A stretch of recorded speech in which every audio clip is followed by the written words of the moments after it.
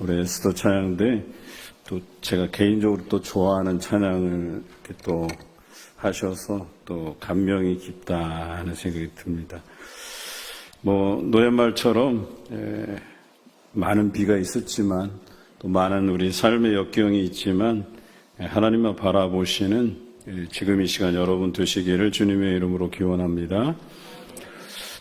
지난주에 이어서 이번 주는 성경 66권의 7개 분위기 중에서 두 번째 분위기 왕정 500년을 다루고자 합니다. 지난주에 시간이 좀 많이 경과되었지만 우리가 모세 오경에 대해서 한번 나눠보았죠. 모세 오경에 대한 간략한 분위기는 모세, 기드온, 사무엘과 같은 이 대단한 인물들이 왜 왕이 되려고 하지 않았는가, 이런 질문 앞에 섰다고 말씀드렸어요. 이들은 하나님께서 모든 민족을 구원하시려고 이스라엘 족속을 제사장 나라로 만들기 위한 그 계획을 알았다는 거예요. 알았기 때문에 하나님이 주인 되셔야지 자신들이 그 제사장 나라의 주인이 되면 안 된다는 사실을 잘 알고 있었어요. 그래서 주변에서는 제국으로 성장하고 막강한 군사력을 앞세워서 자신들을 보호하고 또 다른 사람들과의 전투에서 그런 이점을 가져가려고 왕을 세우는데, 유일하게 이스라엘만은 하나님께서 원하시는 제사장 나라를 만들려고 했고, 자신들은 그저 왕이 아닌 제사장 나라의 백성, 하나님의 거룩한 백성이 되기를 힘썼다, 이렇게 말씀을 드렸어요. 자, 이제 그 뒤로 사람들은 계속해서 그 제국의 강성함을 두려워하기 시작해요. 그런 반면에 이스라엘은 12개 지파로 쪼개져서 거기에서 그냥 족장들을 세워서 자신의 의견에 옳은 대로 따로따로 놀았단 말이에요.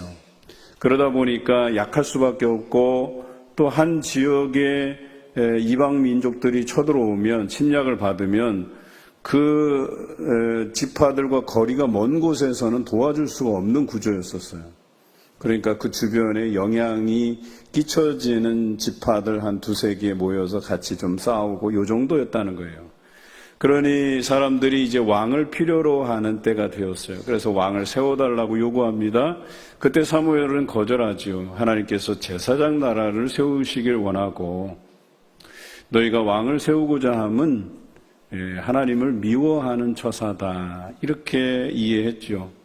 그러나 하나님께서도 아셨지만 그들에게 왕을 세워주기로 작정하십니다. 그리고 하나님께서 마지막 사사이면서 선지자였던 사무엘을 통해서 사울을 선택하여서 기름 부어서 이스라엘의 첫 번째 왕으로 세우게 되죠. 그래서 이들에게 왕정이 시작이 돼요. 사울이 초대 왕이 됩니다. 여러분, 사울을 기억하기 위해서는 세 가지 전투를 기억하면 돼요. 사울이 이제 왕으로서의 그 자격을 입증한 첫 번째 전투가 아람과의 전투였었어요. 이 아람과의 전투에서 죄송합니다. 암몬과의 전투에서 암몬 사람 나하스라는 사람이 그 옆에 있는 갓 지파에 해당되는 길앗 야베스를 쳐들어가게 돼요. 그러니 길앗 야베스 사람들이 그 암몬을 상대할 수 없어서 사울에게 찾아가죠.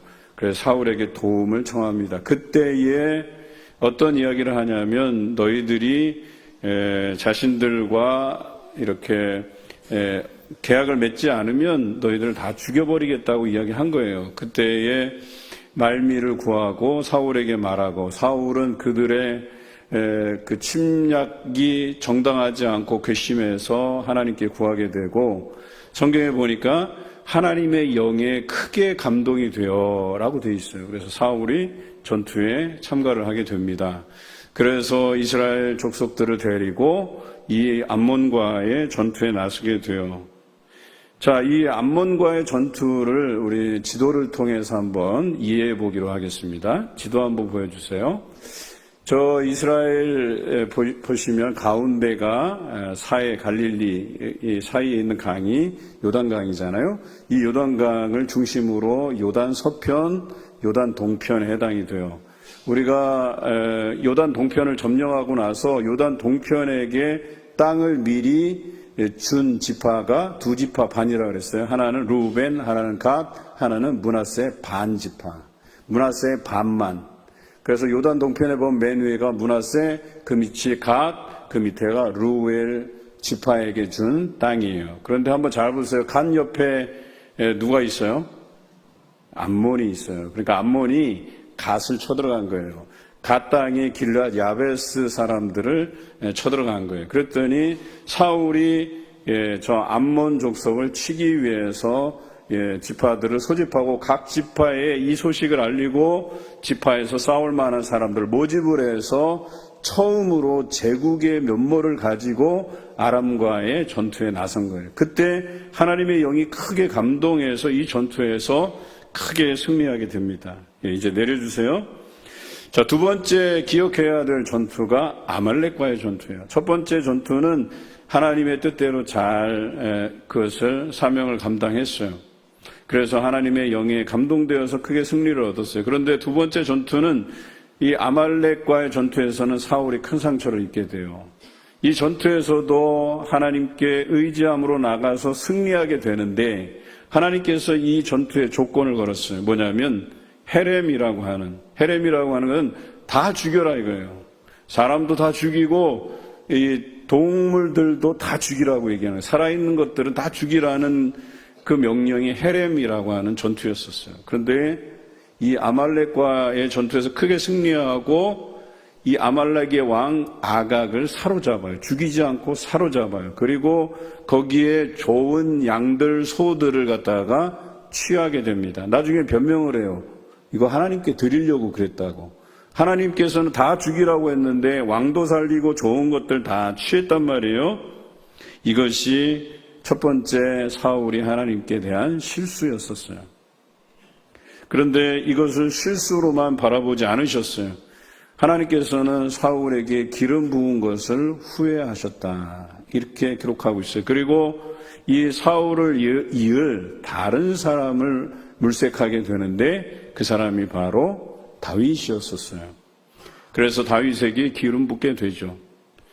자, 이제 세 번째 전투는 바로 블레셋과의 전투예요. 블레셋과의 전투는 아말렉과 전쟁을 하기 전에도 전투가 있었어요.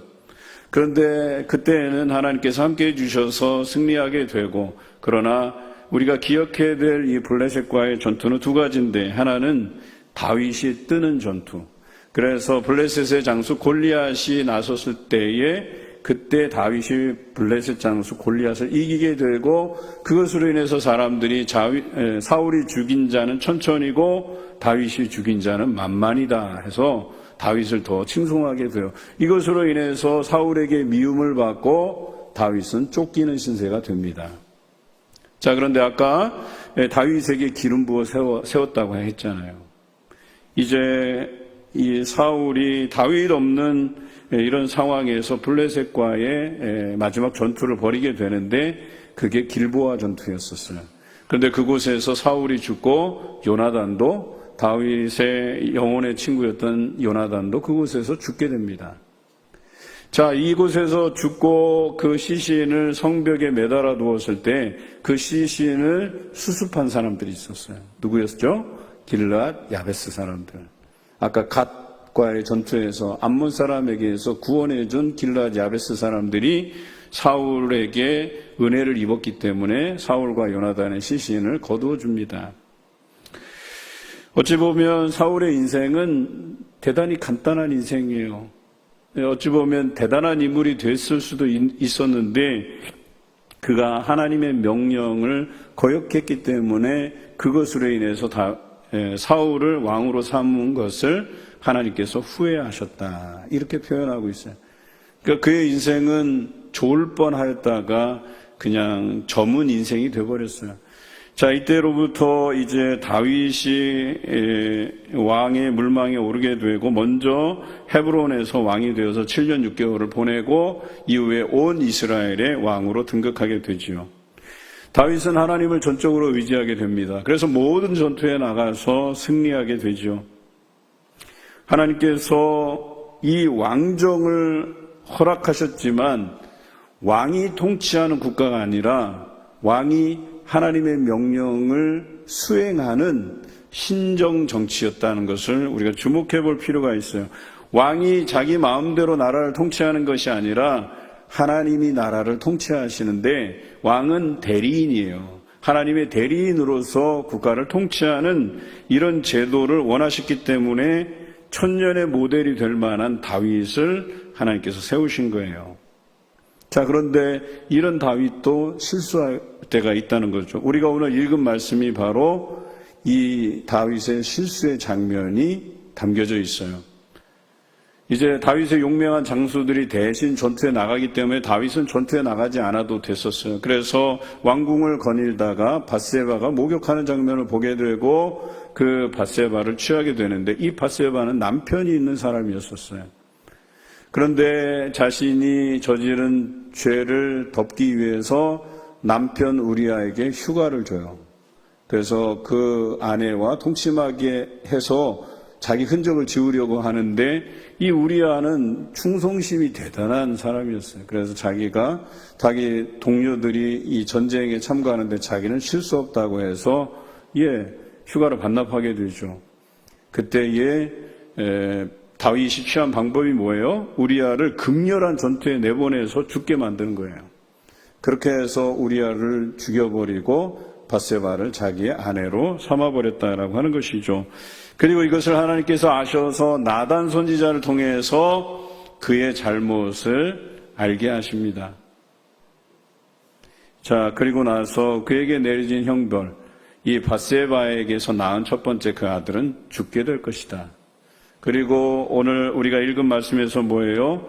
다윗의 집안에 칼부림이 일어날 것이다. 그리고 다윗의 아내들은 이웃들에게 넘겨져서 백주 대낮에 그렇게 유린을 당하게 될 것이다. 이런 예언을 하게 되죠. 실제로 그의 아들 압살롬이 반역을 일으켜요. 그리고 백주 대낮에 다윗의 아내들과 통침하게 돼요. 그리고 이것을 옆에서 조언한 사람이 아히도벨이라는 전략가였죠. 그런데 이 아히도벨의 전략을 어리석게 만들 인물이 등장하게 되는데 그 사람이 후세라는 사람이죠. 후세가 다윗 편에 서서 다윗을 도와주게 되고 아히도벨이 자기의 전략이 안 먹히는 것을 알게 되고 자살하게 돼요.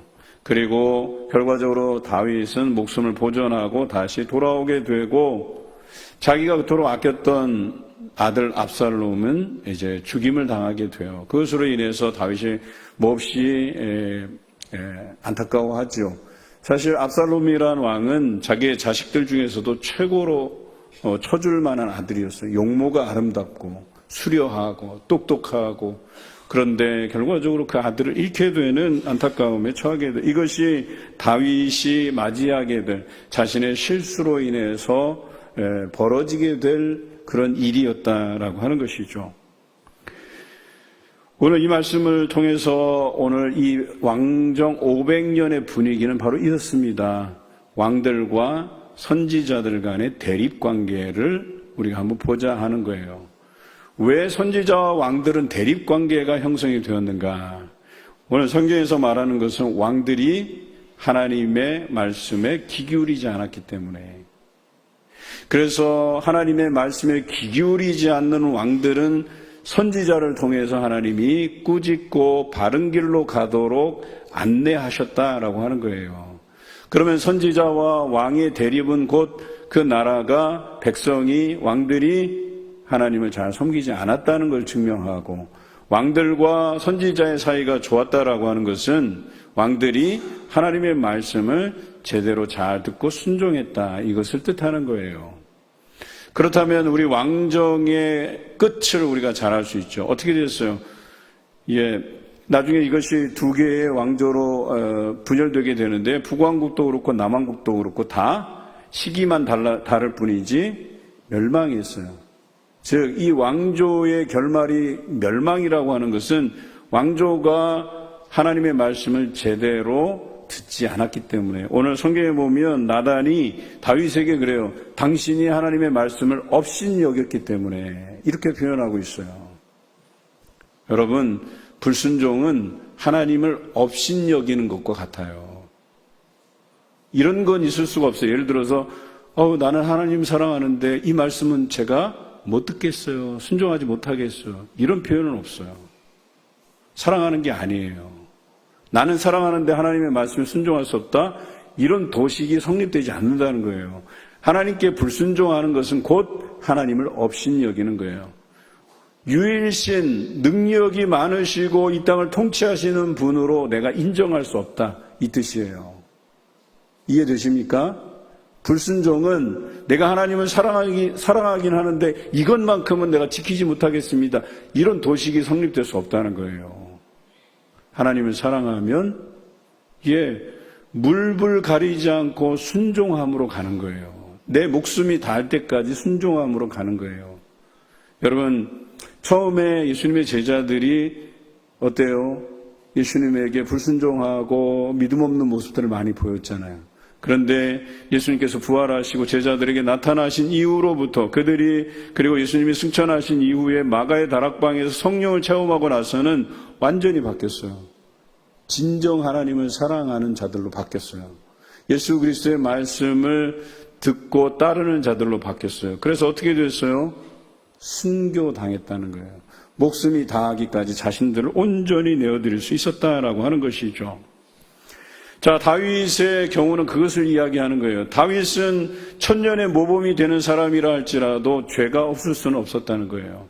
그러나 다른 왕들과는 다르게 회개했다는 거예요. 돌이켰다는 거예요. 그래서 하나님께서 그를 천년의 모범으로 세워주신 것이라고 이야기하는 거예요.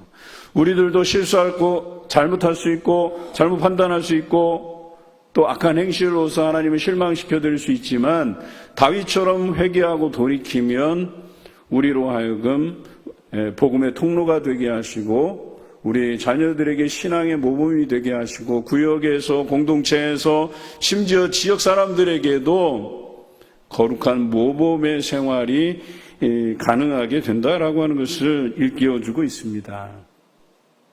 이것이 왕정 500년의 분위기예요.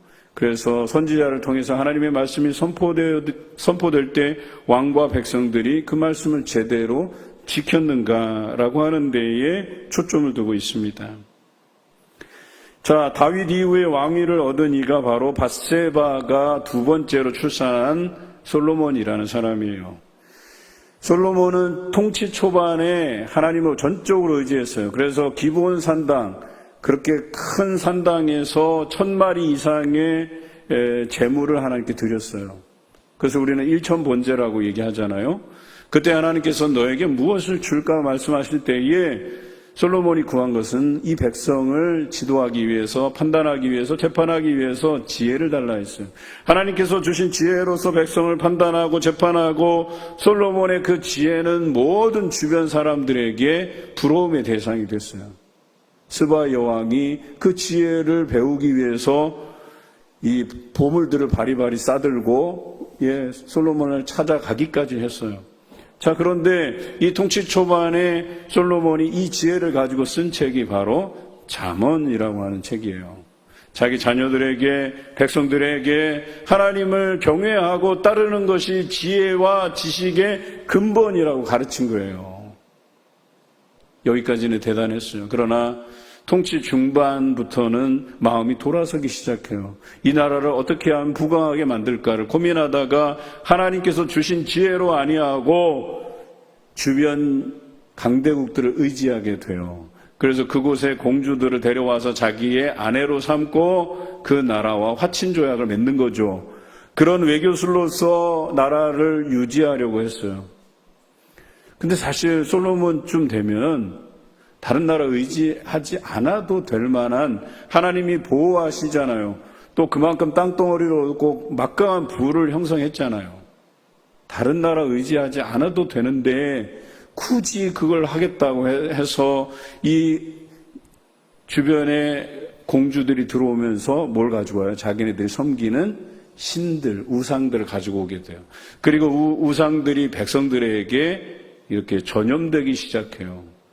그래서 솔로몬이 이 이스라엘을 망치는 원흉이 되어버려요. 결과적으로 그 우상이 널리 퍼지게 되고 이스라엘은 부패하게 되죠. 심지어는 분열되게 돼요.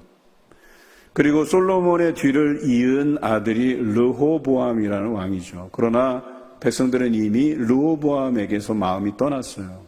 르호보암은 아버지가 이렇게 통치하셨는데 나는 정갈로서 너희를 통치하겠다. 더 폭압적인 정치를 하겠다. 이렇게 얘기했어요. 그랬더니 10지파가 돌아섰어요.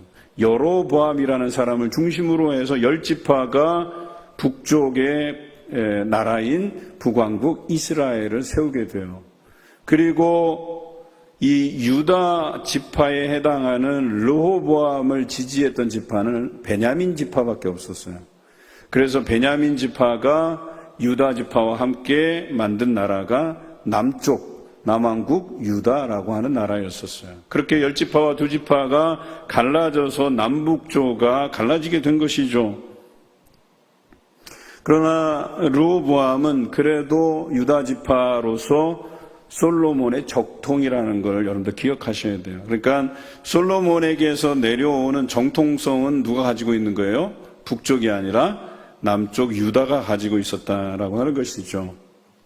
그러나 남쪽과 북쪽으로 나뉜 것도 하나님의 계획의 일부였었어요. 그리고 북쪽을 향해서도 남쪽을 향해서도 하나님께서 말씀하시죠. 특히 북쪽의 여로보암을 따르는 이 북왕국 이스라엘에 대해서는 아히야라고 하는 선지자를 세워서 이렇게 이야기합니다. 너희가 다윗의 길을 걸으라. 다윗의 길을 걸으라는 얘기는 뭐예요? 하나님을 믿고 섬기라는 이야기였었어요.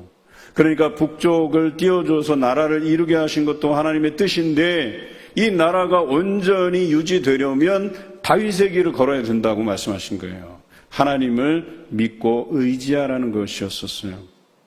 자, 그러나 여러분들도 잘 아시겠지만 이 북왕국 이스라엘은 오래가지 못해요. 왜요? 북왕국에 19명의 왕이 역대 왕들이 있는데 이 19명의 왕들 중에 열왕기서에 다윗의 길을 걸었다, 하나님 앞에 선한 왕이었다 이렇게 평가된 왕이 한 사람도 없었어요. 한 사람도 없었어요. 그러니 이 나라가 망할 수밖에 없는 이유가 충분하죠. 그래서 남유다보다 먼저 일찍 아수르라고 하는 나라에 멸망당합니다. 이때의 마지막 왕이 호세아 왕이었었어요. 그리고 북왕국의 마지막 왕 호세아가 통치하던 시절에 남왕국의 왕은 누구였냐? 히스기야라고 하는 왕이었었어요. 그리고 이 히스기야가 활동할 때 같이 옆에서 도와주었던 선지자가 이사야 선지자. 같은 시대에 동시대에 또 활동했던 선지자가 미가라고 하는 선지자가 따로 있고요. 미가는 제가 따로 다루지는 않겠습니다. 남왕국 유다의 역사도 그러나 이 북왕국이 멸망하고 오래 가지 못했어요. 한 150년 정도. 그래서 요시야 왕 이후에 요시야의 세 아들과 손자 한 명, 이 네 사람이 남유다의 마지막 왕으로 활동하게 돼요. 그리고 이들도 바벨론에게 멸망을 당하게 됩니다. 자, 이제 열왕기와 역대기를 한번 우리가 분석해 보면 두 개가 똑같이 역사서이긴 하지만 내용이 달라요. 열왕기서는 남유다까지 망하고 나서 이 북왕국과 남유다가 왜 망했냐, 이 왜 망했느냐를 써놓은 게 열왕기서예요.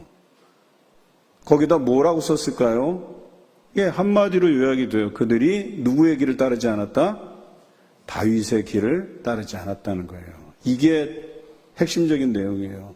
하나님을 의지하지 않았다는 거예요. 다윗처럼 하나님을 의지하지 않았기 때문에 남북조가 다 망하게 되었다. 이게 열왕기서예요. 자, 역대기서는 뭐예요? 이 역대기서는 열왕기서를 다시 보고 역사를 재기록한 거예요. 다시 기록하는데 언제 쓰여졌냐? 이들이 바벨론의 포로로 잡혀갔다가 남유다가 70년 만에 포로기에서 돌아오게 돼요. 돌아오면서 열왕기서를 보면서 다시 역사서를 쓰기 시작하는데 관점이 뭐냐? 누가 참 하나님의 백성이냐? 여기에 초점을 맞춘 거예요. 그러니까 열왕기서를 읽다가 보니까 북왕국 이들은 하나님의 참된 백성이 아니다 본 거예요. 왜? 19명의 왕들이 세워졌고 또 그들의 왕조가 시작될 때 아이야 선지자를 통해서 너희가 다윗의 길을 걸어라 하나님을 전적으로 의지하라고 명령하셨는데 19 왕들이 한결같이 다윗의 길을 걷지 않았고 하나님을 의지하지 않았어요. 그래서 이들은 역대기의 기록에서 삭제해버렸어요. 없어졌어요. 그들의. 그래서 역대기를 잘 읽어보면 남왕국 유다의 기록만 있어요. 그러니까 남왕국 유다가 솔로몬의 적통 르호보암의 후손들이고 이들이 하나님의 말씀대로 그래도 행했다는 거예요. 그래서 이 남왕국 왕들 중에서 그래도 5왕이 21명의 왕들 중에 5명이 다윗의 길을 걸었다. 하나님 앞에 선한 왕이었다라고 평가를 해요. 그러나 역대기는 한 사람을 더 포함시켜요. 누구냐면 므낫세, 히스기야의 아들. 그런데 히스기야의 아들 므낫세는 열왕기에 보면 굉장히 나쁜 왕으로 기록되어 있어요. 이해되시나요? 그러나 역대기서에는 그를 선한 왕으로 평가해요. 왜 그래요? 회개했기 때문에. 그가 굉장히 나쁜 왕이었고 다윗의 길을 걷지 않다가 회개하게 되고 하나님께 기도하게 되고 돌이켰기 때문에 그를 선한 왕으로 평가해요. 그래서 역대기에는 6명이 선한 왕으로 기록되어 있어요. 이것이 다른 점이에요. 열왕기서는 포로기로 들어가기 전에 쓴 거고 그 다음 역대기는 포로기에서 돌아와서 쓴 역사서라고 이야기하는 것이죠. 여러분, 이 남왕국의 백성들 중에서도 이 예레미야의 예언이 대단히 중요해요. 예레미야의 예언대로 바벨론의 포로로 잡혀가라. 너희가 잘못한 게 있으니까 70년 포로기를 지나야만 너희가 돌아올 수 있다. 이런 예언을 했어요. 그런데 예언대로 그 예레미야의 말대로 따르지 않은 사람들이 있어요. 그렇죠? 그래서 애굽에 의지하고 애굽으로 도망간 사람들도 있었고 물론 대다수는 다 바벨론에 잡혀서 죽게 돼요. 소수만 남아서 애굽으로 갔지만 그 사람들도 노예로 전락하고 말아요. 그리고 왕들 중에 마지막 왕 시드기야도 이 예레미야 말을 듣지 않아요. 왜 그런 줄 아세요? 왕이 체면이지. 왕이 체면이지 어떻게 바벨론에 항복을 해요. 그래도 우리나라는 하나님이 함께해 주시는 나라인데 그래서 예레미야의 말을 업신여기고 결과적으로 누구를 업신여긴 거예요? 하나님의 말씀을 업신여긴 거예요. 그래서 저항하려다가 어떻게 돼요? 아들들은 바벨론에 죽임을 당하고 시드기야는 두 눈이 뽑혀서 바벨론으로 끌려가요. 거기서 죽게 돼요. 이게 그의 최후예요. 그러나 예레미야의 예언대로 그들이 바벨론 포로기로 옮겨간 사람들은 에스겔 선지자를 통해서 약속해 주신 대로 그곳에서 결혼도 하고 땅을 일구어서 곡식도 있게 하고 자식들도 낳고 그렇게 포로기를 보냈다라고 하는 거예요. 이게 다 하나님의 약속하심 안에 있었고 바벨론이라는 나라는 70년으로 끝나는 제국이에요. 그러니까 뭐예요? 하나님이 바벨론을 들어서 쓰신 거예요. 도구로. 그리고 도구로 다 쓰고 이 바벨론의 제국의 수명을 70년에 끝나버리게 하고 페르시아가 등장하게 되고 그 페르시아의 초대 왕 고레스가 칙령을 발표하게 되는데 너희를 다 고향으로 돌아가라. 그런데 이런 칙령을 발표하는 데 역할을 한 사람이 다니엘이라는 사람이에요. 다니엘은 바벨론에서도 총리를 지냈고 페르시아가 등장하면서 이곳에서도 총리의 역할을 감당해요. 여러분, 제국이 바뀌면 제국에 몸담았던 사람은 다 어떻게 하는 게 정석이에요? 다 죽여버려야 되는 거예요. 그러나 다니엘은 살아남았어요. 그리고 다니엘이 고레스에게 이렇게 얘기합니다.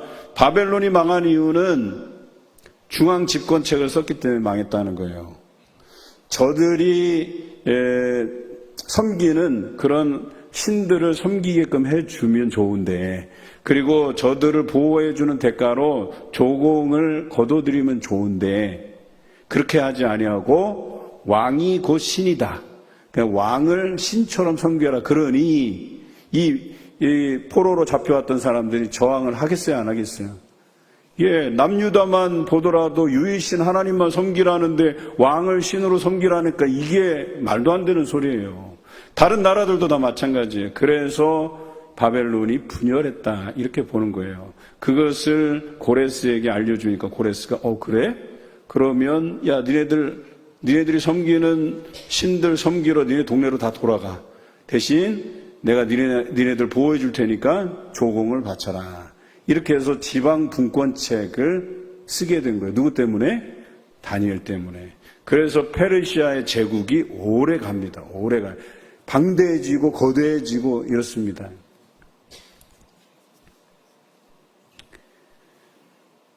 자, 이렇게 해서 예레미야의 이야기를 듣고 포로로 잡혀갔다가 돌아오게 된 백성들이 이제 참 하나님의 백성인 것을 우리가 알게 되었어요. 이것이 왕족 500년의 교훈이에요. 하나님의 말씀을 잘 들으면 너희 나라가 강성해지지만 다윗과 같이 솔로몬과 같이, 그러나 너희가 하나님의 말씀에 불순종하면 왕도 망하고 왕조도 망하게 된다라고 하는 게 교훈이에요. 그래서 하나님께서는 이들이 망하게 하지 않기 위해서 나단, 엘리야, 이사야, 예레미야와 같은 선지자들을 보내어서 너희가 하나님의 말씀에서 떠나지 말 것을 강조했던 거예요. 그럼에도 불구하고 이들의 왕조는 그 끝을 보게 된다라고 하는 것이죠. 그림 두 번째 거 한번 볼까요?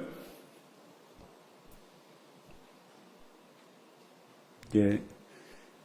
여러분들 보시면, 저는 좀 작아서 안 보이지만 여러분들 잘 보이시죠? 예, 보면은 왼쪽에 남왕국 유다, 오른쪽에 보이시는 게 뭐예요? 북왕국 이스라엘. 북왕국 이스라엘의 19왕, 그 다음에 남왕국에서는 두 부류로 나눠져 있어요. 그렇죠? 21명의 왕들 중에 왼쪽으로 나온 사람이 몇 명 있어요? 5명. 보이세요? 예, 그 5명 왕들이 누굴까요? 그렇죠. 선한 왕들이에요. 저 사람들이 다윗의 길을 걸었다는 거예요. 그래도 남왕국은 저 5사람이 있었기 때문에 근근히 버틴 거예요. 그러나 이 북왕국 이스라엘 19 왕들은 하나같이 다 하나님을 섬기지 않았어요. 그리고 정말로 이 북왕국에 안 좋았던 악한 왕들이 다스렸던 왕조가 어느 왕조냐? 따라해 볼까요? 오므리 왕조. 오므리 왕조의 수괴 대장급 되는 사람이 누구냐? 아합이라는 왕이에요. 아합. 그리고 이 아합 때 아합을 저항해서 싸운 선지자가 누구였었어요? 엘리야였죠. 엘리야. 그러니까 이 북왕국의 가장 악한 왕이 통치하는 오므리 왕조 때 활동했던 선지자 2명이 누구예요? 엘리야와 그의 후계자 엘리사였다라고 얘기하는 거예요. 자, 이때에 벌어진 사건을 잘 알죠. 우리가 잘 아는 풍요의 신 바알, 그 다음에 다산의 신 아세라. 이 선지자들과 갈멜산에서 대계를 펼칠 때 이 엘리야가 어떻게 해요? 제단을 쌓고 제물을 올려놓고 자기가 섬기는 신들에게 기도를 해보자. 그래서 바알과 아세라가 기도를 해요. 그런데 응답이 없어요. 불이 내려지지 않아요. 그래서 혹시 자신의 신들을 자극하면 응답할까 해서 자기 몸을 자해를 해요. 막 칼로 찔러서 피를 내서 그 피비린내를 맡으면 자기네 신들이 응답할까 봐. 근데 꿈쩍도 안 해요. 그런데 이제 엘리야의 차례예요. 도랑을 파고 물을 다 채웠어요. 심지어 재물에도 물을 다 갖다 부었어요. 그런데 하나님께 기도했더니 불이 내려와서 이 재물을 태웠을 뿐만 아니라 도랑에 가득 채운 물들이 싹 다 말라버렸다라고 성경 기록해요. 그렇게 해서 바알과 아세라 선지자들을 다 잡아 족치는 일이 일어나죠. 이게 엘리야 선지자라고 하는 거죠. 자, 엘리야 선지자가 이쯤 되니까 이 아합의 아주 단짝이었던 악한 왕비가 있죠. 누구예요? 이세벨이라고 하는. 이세벨은 이 바알과 아세라 선지자들을 후원하는 후원자예요. 그런데 이 사람들 다 죽여버렸거든요. 이세벨이 화가 날까요? 안 날까요? 그러니까 엘리야 너 두고 보자, 내가 널 죽여버리겠다 하고 죽이려고 할 때 엘리야가 도망치게 돼요. 그때 하나님께서 엘리야를 구원해내시고 네가 마지막으로 해야 될 일이 있다. 그게 뭐였습니까? 예언하는 거였었어요. 하사엘에게 기름 부어서 아람의 왕이 되게 해라. 님시의 아들 예후에게 기름을 부어서 북이스라엘의 왕이 되게 하라. 그리고 마지막으로는 너의 후계자인 엘리사에게 기름을 부어서 너의 뒤를 잇게 하라. 그렇게 해놓고 뭐라 그래요? 이 아합 왕조가, 이 악한 왕조, 오므리 왕조가 하사엘에게 칼을 맞아서 죽게 하고 거기서 살아남은 자가 예후의 칼에 죽게 되고 거기서 살아남은 자는 엘리사의 칼에 죽게 될 것이라고 예언하게 돼요. 그 예언처럼 하사엘과 예후에 의해서, 특히 이 예후에 의해서 아합과 아합의 잔당들이 다 죽게 됩니다. 싹 다 정리가 되게 돼요. 자, 그 이후에도 북왕국은 그들의 악함을 멈추지 않았어요. 특히나 이 북왕국의 전성기가 누구냐? 여러분 도표에 나와 있지만 여로보암 2세예요. 자, 이 북왕국의 시작한 왕이 누구라고요? 여로보암. 그럼 북왕국의 전성기는 누구라고요? 여로보암 2세. 어렵지 않죠? 여로보암이 시작했는데 전성기는 여로보암 2세예요. 그런데 이때에 극치를 달려요. 군사적으로, 경제적으로, 외교적으로 안정이 됐지만 딱 한 가지, 하나님을 섬기지 않았어요. 이때 활동한 선지자가 누구예요? 호세아와 아모스. 이 두 선지자의 특징이 뭐냐? 정의를 외쳤다는 거예요. 사회 정의. 정의를 하수같이, 공법을 물같이 흘릴지로다 하면서 정의를 외쳤어요. 그러니까 사회가 부패했다는 거예요. 부패했다는 기준이 뭐예요? 하나님의 말씀을 따르지 않았다, 이런 이야기예요. 그래서 결국에 이 북왕국이 여로보암 2세 이후에 쇠락의 길을 걷게 돼요. 그리고 아수르에게 멸망하게 됩니다. 자, 이제 그림 내려주시고요. 자, 이것이 북왕국의 역사라고 하는 거예요. 북왕국은 어때요? 역대 한 명도 선한 왕이 없었고 그것으로 인해서 결과적으로 망하게 되었다라고 하는 거예요. 그리고 그 악함의 극치를 달리는 오므리 왕조의 수괴 아합도 어때요? 하나님께서 결과적으로 예후의 손을 통해서 다 죽게 만든다라고 하는 거죠. 레위기에 보면 하나님께서 징벌의 3단계를 주셨는데 첫 단계가 뭐라 그랬어요? 곡식이 나지 않게 하는 거, 흉년이 들게 한다 그러죠. 두 번째는 곡식을 거두어도 다른 나라가 와서 수탈해 간다, 빼앗아 간다 그랬잖아요. 2단계. 3단계는 포로로 잡혀가게 될 거다 그랬잖아요. 그러니까 이 왕조들이 다 뭐예요? 그 끝이 3단계까지 온 거예요. 그러니까 그들의 죄악이 너무 커서 1단계, 2단계로도 안 되는 거예요. 그러니까 3단계 포로 생활을 통해서 하나님께서 깨닫게 하신 것이죠. 자, 이제 3번 그림 한번 볼까요? 자, 이제 3번 그림을 보면 아까 이제 남왕국만 이제 남은 그림이에요. 북왕국은 이제 아수르에 의해서 멸망당하고 이제 남왕국이 남았는데 그래도 이 선한 왕 5명을 통해서 하나님이 어찌저찌 해서 좀 역사를 더 오래 가게 만들기는 했어요. 그러나 이때에도 하나님께서 이들의 마음을 돌이키게 하기 위해서 세운 선지자가 있었는데 그 선지자 중에 아주 중요한 사람이 두 사람이 있는데 이사야와 예레미야 선지자였다는 거죠. 이사야는 아까 말씀드렸어요. 어느 때 활동했던 선지자? 히스기야 왕 때. 히스기야 왕 때 어떤 일이 벌어졌어요? 지난번에 제가 설교를 통해서 말씀드렸는데 누가 쳐들어와요? 아수르가 쳐들어와요. 그렇죠? 주일 설교 때 보여드린 그림 기억나세요? 아수르가 전투를 하려고 오고 내려오니까 맨 위에 아람, 그 다음에 그 밑에 북이스라엘, 그 밑에 남왕국, 그 밑에 애굽. 그래서 아람과 북왕국이 서로 다투다가 야 이거 아수르가 쳐들어오니까 우리 동맹을 맺자. 그런데 동맹에 남유다도 포함시키자. 그런데 남유다가 예스 했어요, 노 했어요? 노 했어요. 노하고 누구 편을 들었어요? 아수르 편을 들었어요. 그러니 아수르가 이때다 하고 아람 멸망시키고 북왕국 멸망시키고 그러면 남왕국 잘해줬을까요? 아니요. 남왕국을 쳐들어옵니다. 그러니까 뭐예요? 뒤통수 맞은 격이에요. 그때가 바로 히스기야 왕 때예요. 사네립이 18만 5천 군대를 이끌고 예루살렘을 애웠었어요.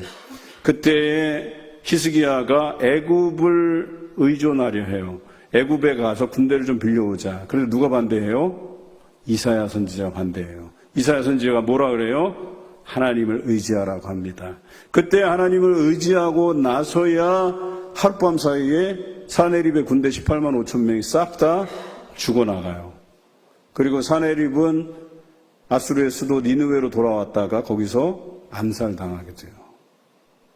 자, 이렇게 하나님께서 히스기야를 살려주셨어요. 심지어 히스기야가 병들어 죽게 되었을 때도 그의 생명을 연장시켜 주셔요. 그러나 히스기야도 잘못하게 돼요. 그걸 자랑 삼아서 사람들에게 자기 나라의 갖가지 것들을 보여주게 돼요. 특히나 솔로몬이 만들었던 금방패도 막 보여주고 그러다가 그 교만한 히스기야에 대해서 이제 이 나라가 바벨론으로 옮겨가게 될 거다. 이런 예언을 듣게 돼요. 자, 그리고 그 밑에 마지막 선한 왕이었던 요시야 왕 때, 여러분 요시야 왕 때 절기 중에 가장 잘 지킨 절기가 있었다 그랬죠? 무슨 절기예요? 6월절. 잘 아시네. 야, 오늘 여기 좀 에스더가 훌륭해요. 여기서 자꾸 대답이 잘 나오는 거 보니까. 얼마 전 우리가 6월절에 대한 이야기도 들었어요. 그 6월절을 가장 잘 지킨 왕이 요시야예요. 사무엘 이후에 하나님의 법대로 6월절을 지킨 왕은 누구밖에 없다? 요시야밖에 없어요. 그러면 히스기야 이후에 아예 6월절을 안 지켰던 왕들도 있죠. 므낫세와 아몬 왕이었었어요. 그러니까 두 왕들 때는 없었던 6월절을 다시 부활시켜서 요시야 왕 때 지키게 돼요. 대제사장 hil기야가 율법책을 발견하게 되고 그 율법책을 읽다가 보니까 우리가 이 6월절을 지키지 않아서 우리 백성이 어려움을 겪는구나 해서 딱 율법책에 나와 있는 대로 하나님 앞에 온전히 6월절을 지키게 됩니다. 그리고 이때 여선지자 훌다가 등장하게 되고 여선지자 훌다가 이제 이 나라가 망하게 될 것이다 예언하게 돼요. 그러나 요시야가 하나님 앞에 선하게 행동했기 때문에 너의 때는 아니라고 말씀을 해주세요. 그리고 그의 세 아들과 손자 한 명이 다스리는 그 마지막 네 왕 때에 나라가 기울기 시작해요. 그때에도 예레미야 선지자를 통해서 너희가 하나님 앞에 회개하고 돌이키라고 그렇게 얘기했는데 듣지 않았어요. 결과적으로 너희가 70년 포로기를 지나게 될 것이라는 예언을 듣게 되는 거예요. 이게 왕정 500년의 이야기라고 하는 것입니다. 어떠셨어요? 여러분, 왕정 500년은 한마디로 하나님이 세우신 선지자들과 왕들의 대립의 기간이었었어요. 그래도 몇몇 왕들은 선지자가 말씀하시는 대로 그대로 따랐어요. 하나님의 말씀을 업신여기지 아니하고 순종했어요. 그러나 대부분의 왕들은 뭐예요? 그 선지자들과 대립을 이루었고 선지자의 말들, 하나님의 말씀들을 제대로 지키지 않아서 그 왕조가 망하게 되는 결과를 얻게 된다라고 하는 것이죠. 우리는 어떤 길을 걸어가야 될까요? 왕정 500년의 분위기를 살피면서 우리는 하나님이 말씀하시는 것에 귀 기울여서 그 길을 따라야 된다라고 하는 것이죠. 이것이 왕정 500년이 주는 교훈입니다. 여러분, 하나님께서 말씀하시는 바를 가벼이 듣지 마시기 바라요. 하나님의 말씀을 정말 우리의 인생을 위해서 우리에게 복이 되고 은혜가 되는 길을 제시해 주시는 그 하나님께서 제시해 주시는 길들을 걸어가시는 여러분 되시기를 주님의 이름으로 기원합니다.